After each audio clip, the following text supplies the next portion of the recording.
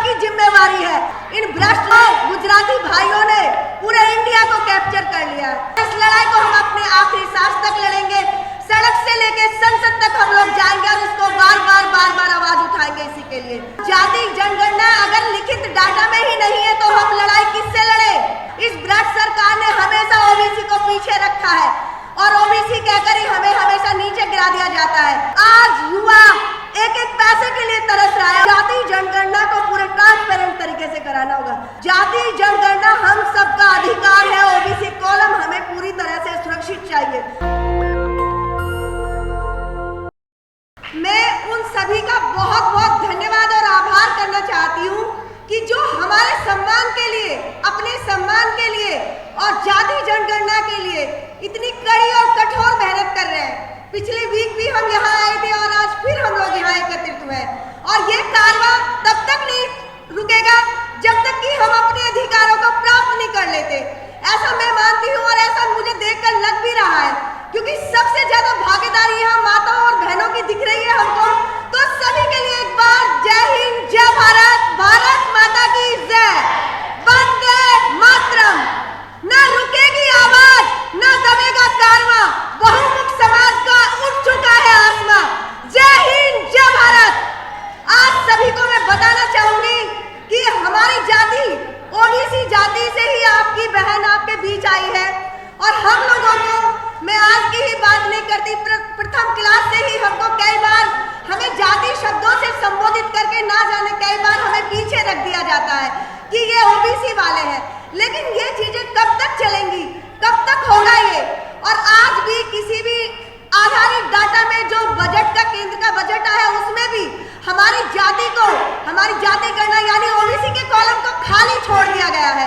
तो इससे हमारे बच्चों का भविष्य कैसे संवरेगा? आप बताइए, क्या उनको उनकी जरूरत की चीजें प्राप्त हो पाएंगी? इम्पॉसिबल ना। तो इसी के लिए हमें हमारे अधिकार और अपने सम्मान के लिए तो जाति जनगणना को तो हमें कराकर ही रहना है। ये मेरा आप सबसे वादा है और इस लड़ाई को हम अपने आखिरी सांस तक लड़ेंगे। सड़क से लेके संसद तक हम लोग जाएंगे और इसको बार बार आवाज उठाएंगे। इसी के लिए मैं आपका ध्यान केंद्रित करना चाहती हूँ कि सम्मान, अधिकार हमको हमेशा शोषित, वंचित, पीड़ित कहकर ही एक तरफ रख दिया जाता है। क्या हमारे भाइयों को, हमारी बहनों को बराबर के अधिकार की भागीदारी है ना? तो फिर वो क्यों नहीं? कई बार हमको क्यों पीछा और छोटा कहकर पीछे कर दिया जाता है? तो जाति जनगणना अगर लिखित डाटा में ही नहीं है तो हम लड़ाई किससे लड़े? तो हमें पहले तो अपने स्थान को, अपनी जगह को, अपनी स्थान बनाना होगा। मैं बताना चाहूंगी, आपका ध्यान केंद्रित करती हूँ कि माननीय मुलायम सिंह यादव ने 1910 के अभियान में भी आपने ये बात कही और बार इस चीज को दोहराया। एक मंच पर पूरे उत्तर भारत को एकत्रित किया। लालू जी ने भी इस आवाज को सदन में कई बार उठाया और मनमोहन सिंह को मजबूर किया इस पर निर्णय लेने के लिए। सदन में बात पहुंची और इस पर विचार विमर्श भी हुआ, लेकिन आज भी वो कॉलम कहीं ना कहीं अधूरा है। आज भी उस पर सच्चा न्याय हमको नहीं मिल पाया है। तो मैं बताना चाहूंगी कि हमें गरीब और किसान कहकर एक साइड रखने वाला ये सरकार का कोई राइट नहीं बनता। इस भ्रष्ट सरकार ने पूरी तरह से हमको खोखला कर दिया है। इस भ्रष्ट सरकार ने हमेशा ओबीसी को पीछे रखा है और ओबीसी कहकर ही हमें हमेशा नीचे गिरा दिया जाता है। हमारे अधिकारों के लिए, मेरी माताओं बहनों के लिए आज महंगाई की मार ने पूरे इंडिया की कमर तोड़ दी है। आज पूरी तरह से आम आदमी खून के आंसू रो रहा है। मैं तो देखती हूँ कई बार और देख भी रही हूँ ग्राउंड पर भी कि हम देख रहे हैं कि कितने घरों में तो चूल्हा तक नहीं सुलग रहा है।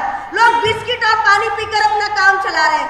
आप मुझे एक बात बताइए कि एक आदमी, एक मजदूर की एक दिन की इनकम 700-800 रुपए मुश्किल से कमा पाता है। बताइए वो 600 रुपए किलो गैस कैसे अचीव करेगा? कहाँ से आएगी? कैसे पॉसिबल है? और बाकी के सारे घर कैसे चलेंगे? तो उन घरों में तो ताले ही लग गए। ये ऐसी भ्रष्ट सरकार है कि आज माताओं बहनों के ऊपर सीधा वार किया है, महंगाई का वार। हमारे आत्मसम्मान के साथ इन्होंने खेला। हम देखते रहे, हम सुनते रहे, लेकिन आज तो हमारे रसोई को ही इन्होंने ताला लगवा दिया। तो इस सरकार को उखाड़ फेंकना हम सबकी जिम्मेवारी है और अपने हक और अधिकार के लिए जाति जनगणना को पारदर्शी तरीके से हमें कराना होगा। उसके लिए हमें ये अभियान कंटिन्यू जारी करते रहेंगे। ये आवाज हमारी पूरे इंडिया के कोने कोने में गूंजेगी, क्योंकि भारत सबसे बड़ा लोकतांत्रिक देश है और इसके अधिकारों को कोई हनन नहीं कर सकता। इन भ्रष्ट दो गुजराती भाइयों ने पूरे इंडिया को कैप्चर कर लिया है। मैं बात रोजगारी की करूं, मैं बात शिक्षा की करूं, ये ऐसी भ्रष्ट सरकार है कि ये स्कूलों में ताले लगवाती है। ये ऐसी सरकार है कि ये रसोइयों में ताला लगवा दिया। बताइए क्या खाएगी लोकल जनता? मैं ये बताना चाहूंगी कि 4th क्लास के बिना तो कोई राजा बाबू बन के नहीं रह सकता। अगर 4th क्लास कर्मचारी, हमारी मेड, हमारे हेल्पर्स ही भूखे रहेंगे तो क्या वो काम करने आएंगे?